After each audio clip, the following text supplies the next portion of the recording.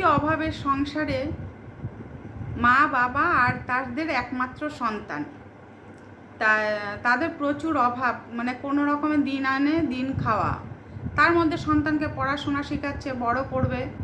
তা একদিনকে ছেলে বলল কি, মা আমাকে আজকে পাঁঠার মাংস করে খাওয়াবে? তা মা বলল কি, পাঁঠার মাংস? এবার অনেক ভেবে বললো কি, ঠিক আছে যা, আজকে করে দেবো। ঠিক আছে, মা ছেলে স্কুলে চলে গেছে, মা রান্না করেছে, রান্না টান্না করে খাওয়ানোর সময় ছেলে বলছে, মা এই মাংসটা কেমন খেতে?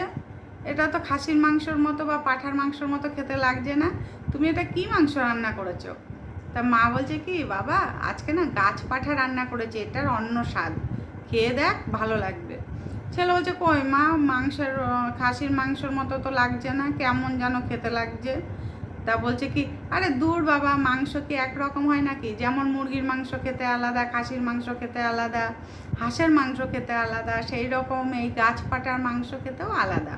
তাই তুই বুঝতে পারছিস না, যখন বড় হবি তখন ঠিক বুঝতে পারবি যে এক এক মাংস এক এক রকম টেস্ট। তুই তো নিজেও খেয়েছিস, এক এক রকম মাংস এক এক রকম না। তখন ছেলে বলল, মা ভালো লাগছে না, ওই মাংসগুলোর মতো এত স্বাদ না। তা তুমি পাঁঠার মাংস আনোনি কেন? তখন ছেলেটির বুদ্ধি ছিল না যে মা কেন পাঁঠার মাংস আনতে পারেনি বা খাসির মাংস আনতে পারেনি। তা মায়ের কথায় সে সেদিনকে সেই মাংস, মানে গাছ পাঁঠার মাংস দিয়ে খেয়ে উঠে পড়েছে। তারপরে আস্তে আস্তে দিন যাচ্ছে, এবার মার তো সেদিনকে, মায়ের বুকটা তো সেদিনকে ফেটে যাচ্ছে যে একটা মাত্র সন্তান আমাদের, ও তো কোনো দিনও কোনো বায়না করে না, আজকে একটু বায়না করলো পাঁঠার মাংস খাবে, কিন্তু আমি যে 100 গ্রামও ওকে এনে রান্না করে খাবো সেই ক্ষমতাটা আমার হলো না। আমি কীরকম মা, আমরা কীরকম মা বাবা যে আমার সন্তানের ইচ্ছেটা আমরা পূরণ করতে পারি না। সে তো রোজ চায় না, সে একটা দিন চেয়েছিল খাসির মাংস খাবে বলে। তারপর ছেলেটি পড়াশোনা করতে থাকলো, মা বাবাও কাজ করতে থাকলো, তাদের যেরকম দিন আনা দিন খাওয়া সেরকমভাবে চলতে থাকলো। ছেলেটি একদিনকে পড়াশোনা করে বড় হলো এবং একটা প্রাইভেটে কাজ পেলো, চাকরি করতে থাকলো। চাকরি করতে করতে একদিনকে বড় হওয়ার পরে একদিন খাসির মাংস নিয়ে আসলো।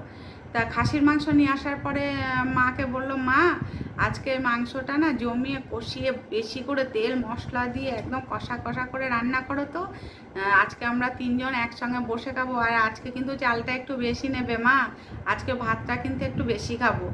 তখন মা বললো কি, মা কিছু বলতে যাবে সেই সময় ছেলে মাকে ধরে বলল, মা তুমি কি বলতে চাইছো আমি জানি, সেদিনকে আমি তো অবুঝ ছিলাম, বুঝতে পারিনি যে আমার মা বাবার এত অভাবের সংসারে আমি পড়াশোনা শিখি, বাবা মা দিন আনা দিন খাওয়া, তখন তো অবুঝ ছিলাম, তাই তোমার কাছে আমি পাঁঠার মাংস খেতে চেয়েছিলাম। কিন্তু আমি তো আজকে বুঝতে পারি যে তুমি সেদিনকে আমাকে খাওয়াতে পারোনি বলে কতটা কষ্ট তুমি পেয়েছিলে।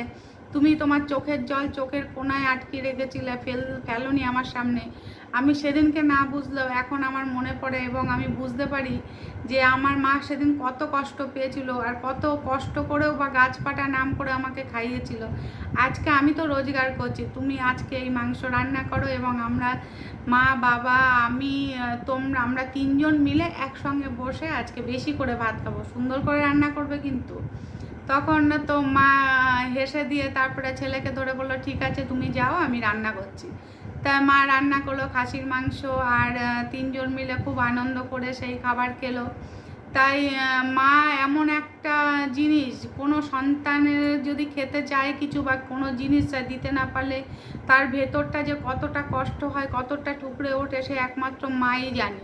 সেদিনকে যখন ছেলেটিকে মিথ্যে কথা বলে গাছ পাঠা বলে খাইয়েছিল, সেদিন ছেলেটি বুঝতে পারেনি, কিন্তু বড় হয়েছে পরে ছেলেটি তো বুঝতে পেরেছে না যে মা গাছপাটা কেন খাইয়েছিল, অভাবের সংসার ছিল বলে মা তাকে গাছপাটা করে খাইয়েছিল খাসির মাংস বলে। তাই সন্তান বড় হলে সেই আশা সবারই পূর্ণ হয়। মা বাবা যতই অভাব থাকুক সে চায় যে তার সন্তান যেন পরিপূর্ণ সব কিছু পাক। এবার না থাকলে কি করবে, যার নেই সেই বা কী করে দেবে। মনের ইচ্ছে থাকলেও সব মায়ের বাবারা কিছু দিতে পারে না সন্তানকে।